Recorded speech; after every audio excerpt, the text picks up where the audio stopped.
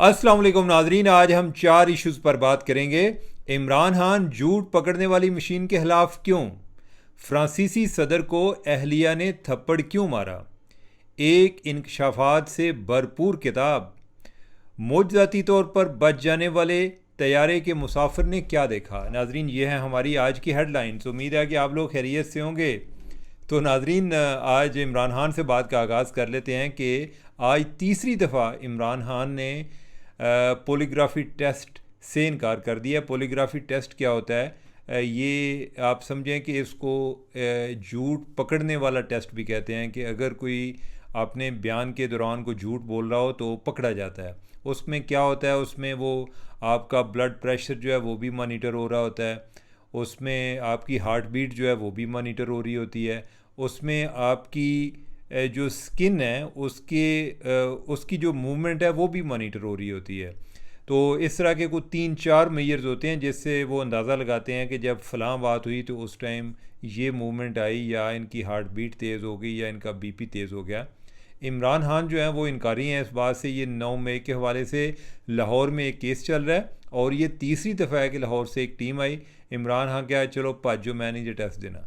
और वैसे ये है कि ये टेस्ट अगर बहुत पहले शुरू हो जाते ना तो आज ये नौबत ना होती जिधर हम आ भी पहुँचे हुए हैं। आपको ये भी याद होगा कि वज़ीराबाद केस के हवाले से जिसमें इमरान खान पर फायरिंग हुई थी, उस टाइम भी को 3-4 दफ़ा वो इनसे बयान लेने आए।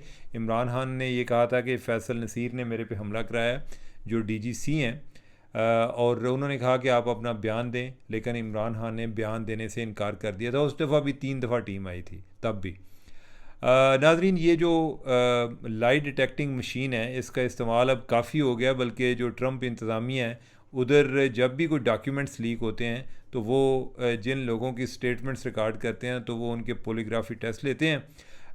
कोई अभी जो एक हालिया महीनों में एक स्कैंडल आया, वो था जो उनके सेक्रेटरी डिफेंस हैं कि उन्होंने गलती से एक कोई एक जर्नलिस्ट है उसको अपने ग्रुप में शामिल कर लिया और यमन पर स्ट्राइक जो है उनको डिस्कस कर रहे थे। और एक और मामला था, फिर इनको लगा कि ये बात लीक किधर से हुई है। खैर, वो एक तो जो जर्नलिस्ट ने ख़ुद स्टोरी लिखी थी कि भाई मुझे इन्होंने ग्रुप में शामिल किया हुआ था, और उस सिग्नल की चैट थी और उसमें मैंने ये बातें देखी कि किस तरह आमतौर पे जो उनका प्रोटोकॉल है उसमें इस तरह की जो हाईली क्लासिफाइड सिक्योरिटी है वो उधर डिस्कस नहीं हो सकती इस तरह चैट ऐप पर, मैसेजिंग ऐप पर। फिर जो है कोई एक और ग्रुप था, उसमें भी सिक्योरिटी इश्यूज डिस्कस हो रहे थे। उसमें जो सेक्रेटरी दिफा है उसकी बेगम भी थी और एक और उसके कोई ससुरालियों में भी रिश्तेदार था। तो उनको भी यानी कि वो ज़रा दिखा रहा था कि देखो जनाब, सानू सारा पता है, तो भी मैं चाहना कि तो भी पता चले कि क्या हो क्या रहा है। तो अब यानी कि उन्होंने बाद में जो इन्वेस्टिगेशन शुरू की कि ये बात लीक किधर से हुई है, तो तब उन्होंने वो टेस्ट उन लोगों के पोलीग्राफी टेस्ट किए।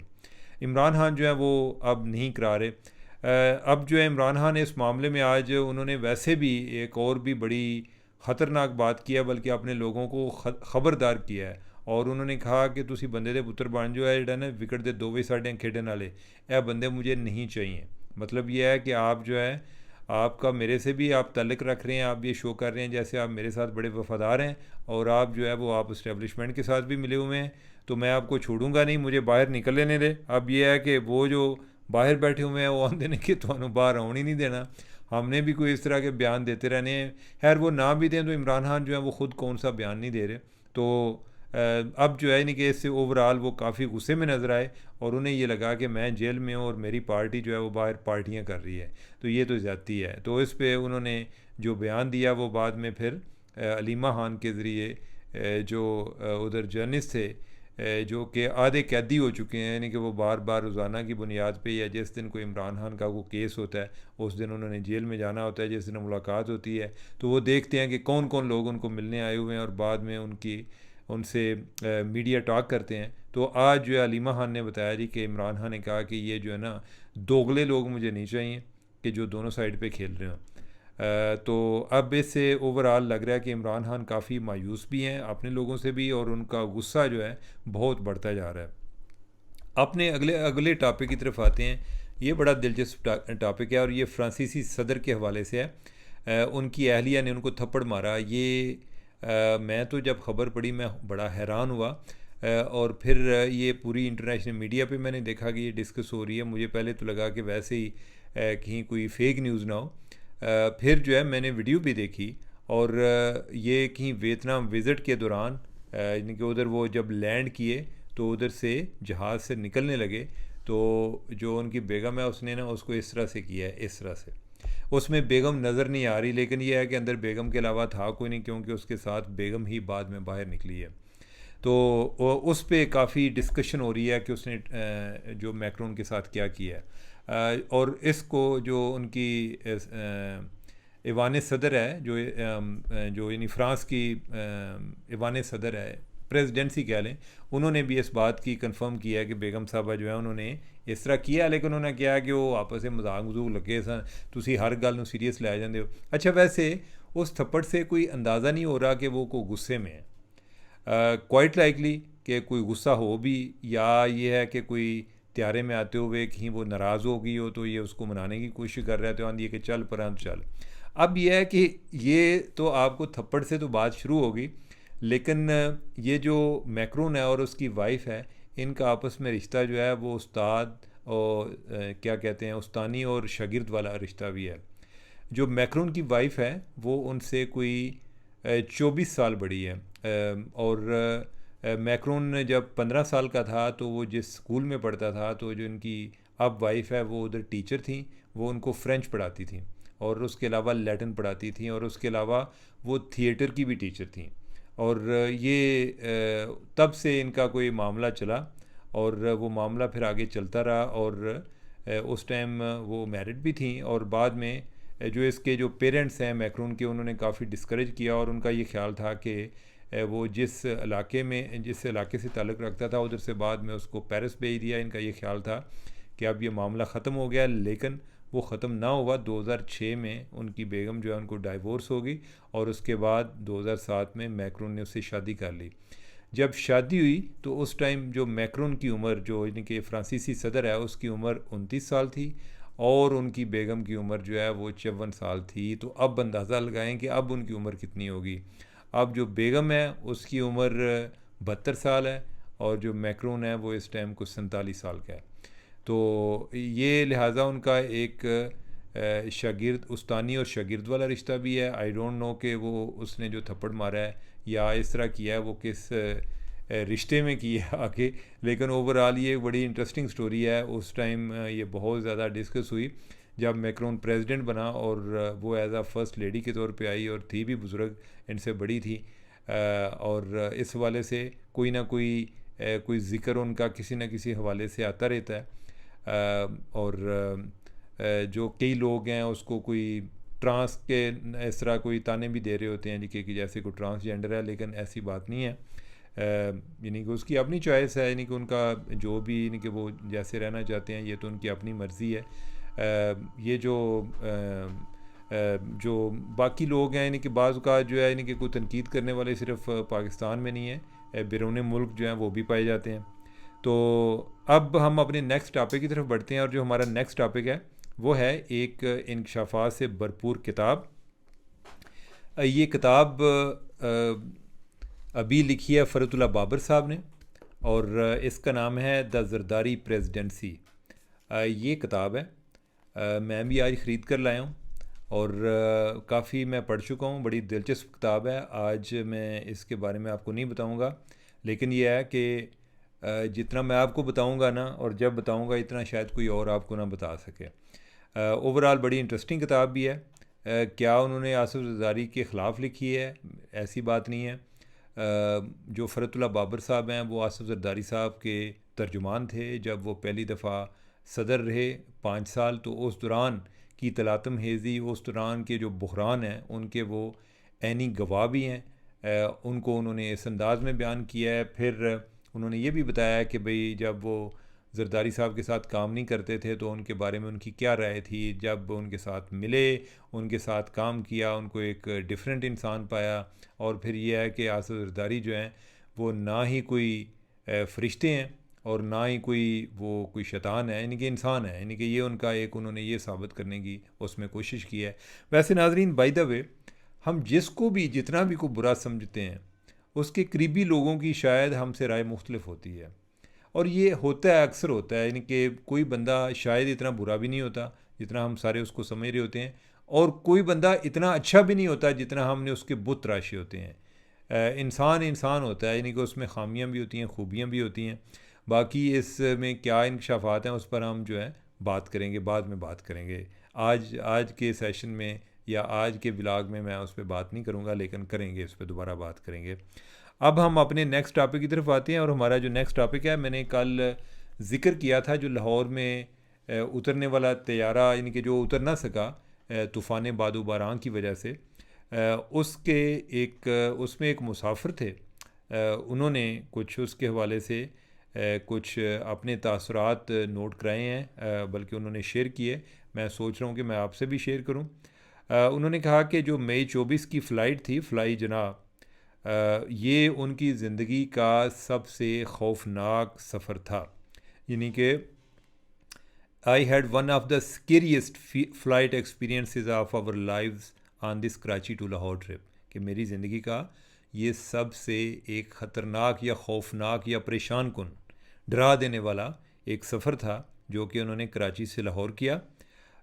वो इस फ़्लाइट पर थे और उन्होंने कहा कि हर चीज़ पूरा जर्नी बड़ा स्मूथ था। फ्लाई जना की फ़्लाइट थी, और जो उधर फ़्लाइट उतरी एयरपोर्ट पर वो भी बड़ा स्मूथ था। अब आप ये पूछेंगे जी कि अगर फ़्लाइट उतर गई है तो फिर क्या मसला बना?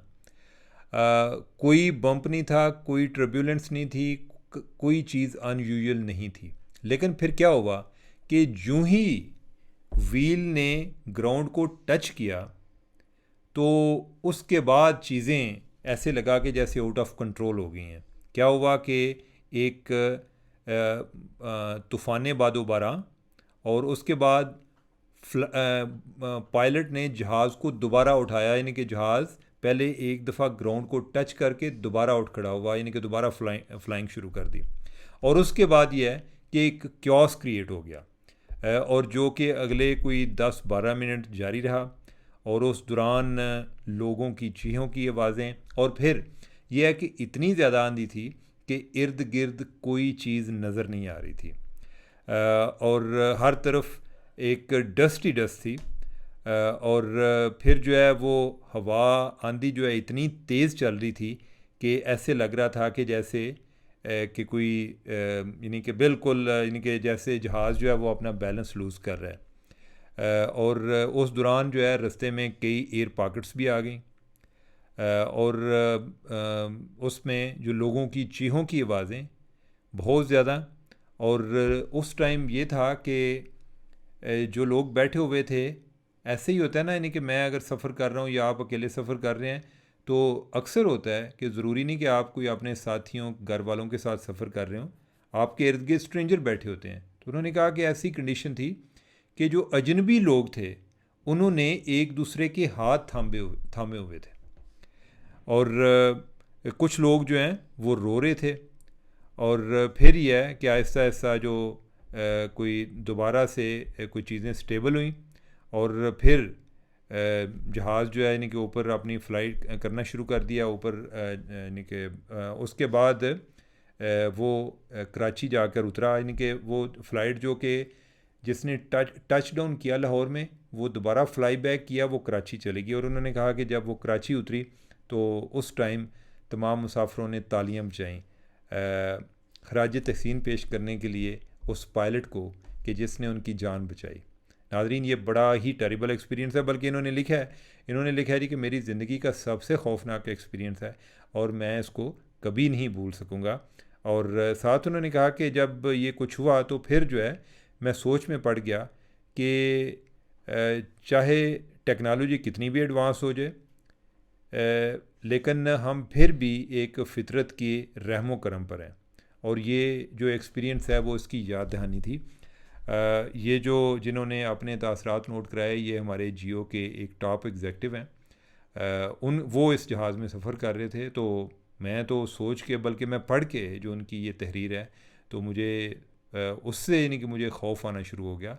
कई दोस्त जो हैं वो कह रहे होते हैं कि जो आप तुसी रोज़ाना डराते रहंदे हो इस बारे, मैं डरा नहीं रहा, मैं ख़बरदार कर रहा हूँ, और मैं इसलिए भी ख़बरदार कर रहा हूँ कि एयरलाइन इंडस्ट्री को भी ख़बरदार कर रहा हूँ कि अब ये जो तूफ़ानें बादोबारा हैं ये अब एक रूटीन बनते जा रहे हैं। तो हमें इसके लिए तैयार होना पड़ेगा, एयरलाइन इंडस्ट्री को तैयार होना पड़ेगा।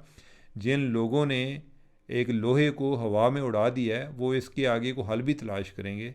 बेहतर है कि हादसात से बचे बगैर जितनी जल्दी वो हल हम तलाश कर लें बेहतर है। अब हल तो हमने तलाश नहीं करने, ये तो जहाज़ बनाने वालों ने करने हैं, और जहाज़ तो बनाते हैं वो काफ़र जो हैं, मेरे ख्याल कोई ना कोई वो काम कर ही लेंगे। हमें अपने लेवल पर इसके लिए रियलाइजेशन ज़रूर करानी चाहिए। हम कराएंगे तो हमारी जो एयरलाइंस हैं वो आगे जिनसे इन्होंने जहाज़ ख़रीदे हैं उनसे बात करेंगे, और इंशाल्लाह इसका कोई ना कोई सलूशन आएगा। अदरवाइज़ जिस तरह मैंने आपको बताया कि क्लाइमेट चेंज जो है ये ओवरऑल एयर इंडस्ट्री को बहुत ज़्यादा मुतासर कर रही है। एयर इंडस्ट्री तो चलो होगी मुतासर, ओवरऑल हमारी जो एयर सेफ्टी है वो इसमें मुतासर हो रही है। कोई भी बंदा सफ़र करेगा तो वो उसके ज़हन में यही बातें रहेंगी कि कहीं रास्ते में आंधी ना आ जाए। तो ख़ास तौर पे जब तक कोई एयर इंडस्ट्री इस पर कुछ करती है या नहीं करती, कम से कम इतना तो कर सकती है कि वो वेदर कंडीशन चेक करें, और लोगों को भी चाहिए कि इसमें कोऑपरेट किया करें। होता ही है कि लोगों का प्रेशर ये होता है कि यार असा टाइम से उधर पहुंचना है। तो अब ये है कि जब इस तरह के झटके लगते हैं ना, फिर बंदा कहता है जी कि आप जो है ना, आप हमें 10 दिन बाद भी भेज दें तो हम चले जाएंगे, लेकिन इस तरह के झटके हम बर्दाश्त नहीं कर सकते। तो मैं ये बार बार ये बात याद दहानी करा रहा हूँ इसलिए कि इस पर कुछ काम करने की ज़रूरत है हुकूमत को, एयरलाइन इंडस्ट्री को, और हमें उनको ये रियलाइज़ कराने की ज़रूरत है। मेरा ख्याल है कि उनको रियलाइजेशन पहले भी होगी, लेकिन कहने में क्या हर्ज है, हमें कहना तो ज़रूर चाहिए। नाज़रीन, मुझे दें इजाज़त। अल्लाह हाफिज़।